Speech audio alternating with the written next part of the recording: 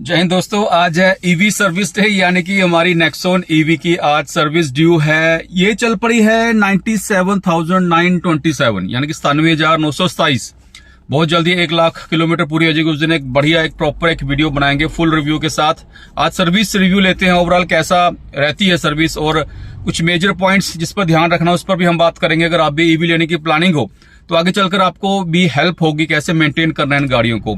रफली 15,000 के बाद इनकी फुल सर्विस होती है। 15 के 90,000 पर मेरी फुल सर्विस हो चुकी है। ये बीच की एक मिड सर्विस होती है जिसमें सॉफ्टवेयर अपडेट के साथ साथ और कुछ बेसिक इसकी वॉशिंग के साथ साथ और बेसिक कुछ छोटे जो रिक्वायरमेंट होती है कंपनी के हिसाब से वो सब चीज, मतलब ज्यादा यहाँ पर बड़ा बिल नहीं आता है। मुझे लगता है कि वही 2-2.5 हजार के बीच में बिल आएगा मैक्सिमम।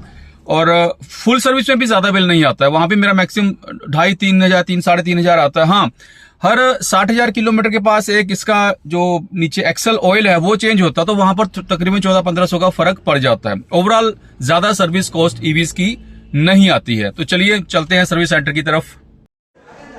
जो बिल्कुल सर्विस पर लग चुकी है गाड़ी, जैसे आप देख रहे हो। इसमें एक तो इसमें दिक्कत थी, इसका आर्म स्विंग टूटा हुआ था, ये नया डलवाया मैंने। बाकी इसके साथ साथ इसमें जो एसी के जो फ्लो को जो एक मोटर रेगुलेट करती है वो पार्ट खराब था, तो वो यहाँ पर चेंज किया जा रहा है। बाकी इसमें ज़्यादा कुछ नहीं था। एक अंदर कॉइलिंग की सफाई, जब से गाड़ी ली है 5 साल हो गए हैं, तो उसकी सफाई पेंडिंग थी। कॉइल वो भी लगे हुए हैं, उस पर भी काम चल रहा है। बाकी एक मैं और थोड़ा क्लियरिटी करूँगा, इसकी वॉशिंग कैसे होती है। वॉशिंग के ऊपर कई बार सवाल है कि सर इसकी जहाँ पर सारा इलेक्ट्रिकल पार्ट है, इलेक्ट्रॉनिक्स, उस पर वॉशिंग पे हमने क्या ध्यान देना, तो वो भी मैं आपको बताऊँगा। जैसे आप देख रहे हो कि मैं कभी भी इसको बाहर से वॉश नहीं करवाता हूँ। इसकी देखिए पूरी डस्टिंग यहाँ पर है। अब जब बाहर सर्विस के बाद इसकी जब वॉशिंग होगी तो मैं आपको दिखाऊंगा कैसे कैसे ध्यान से इसकी सर्विस वॉशिंग करनी है।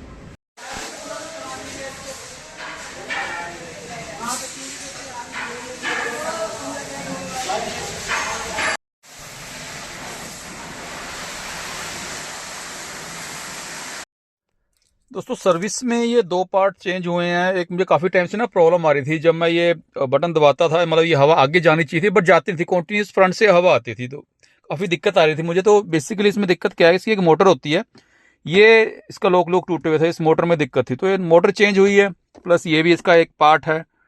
बाकी ये पैकिंग है। तो अब ओवरऑल अगर मैं देखूँ जो बिल हमारा है जो मेरे पास सामने है, अगर मैं देखूँ नंबर 1 इज विंडशील्ड फ्लूइड 40 रुपए का। नंबर 2 है स्टील प्रोटेक्शन कवर, बिल्कुल वो मैंने खुद कहा था जी कवर रखो, क्योंकि आजकल ज़्यादातर गाड़ी आप देख रहे हो कि वाइट इंटीरियर में आ रही है, तो ये बहुत मस्ट है।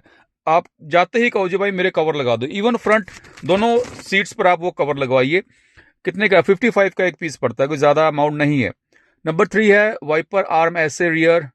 ये जैसे मैं बताया कि मेरा पीछे का जो रिवर्स जो वो है क्लीनर,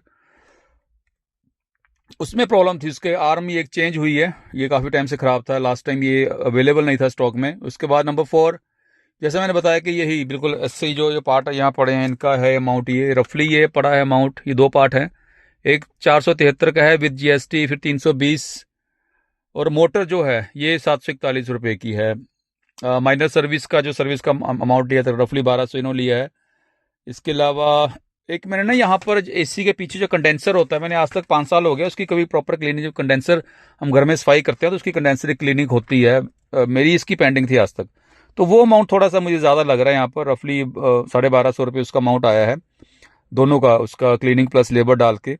इसके अलावा जैसे मैं बताया कि पीछे वाइपर की आर्म चेंज हुई है, उसमें लेबर चार्जेस उन्होंने माइनस कर दिए हैं, यहाँ पर उसके चार्जेस नहीं लगाए, सिर्फ आर्म के ही प्राइस यहाँ पर लगाया। तो ओवरऑल 4860 रुपये मेरा यहाँ पर इसका बिल निकल कर आया है। बाकी अगर मैं गाड़ी की बात करूं, जैसा आप देख रहे हो 97,935 ये बीच की सर्विस थी। ये तो पार्ट्स चेंज हुए हैं, अदरवाइज रफली मुश्किल से ये 2,000 के आसपास इसकी कॉस्ट रहती है। इस बार पार्ट्स चेंज की वजह से ये तकरीबन 4800 के आसपास आ गया है, क्योंकि इतने तो जब आगे मेरी 15,000 के हिसाब से 1,05,000 पे जो सर्विस आएगी वो आई थिंक अमाउंट वो इतना रहता है रफली 4,500-5,000 के बीच में।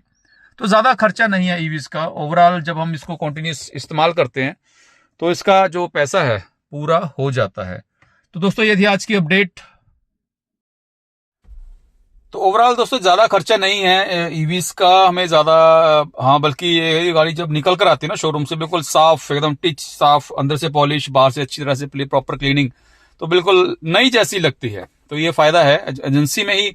पहले पेट्रोल डीजल आप कई बार लोग फ्री सर्विस एजेंसी में कराते थे, बाकी बाहर करवाते थे, बट यहाँ आपको पहले क्लियर कर दूं, ये नहीं चलेगा।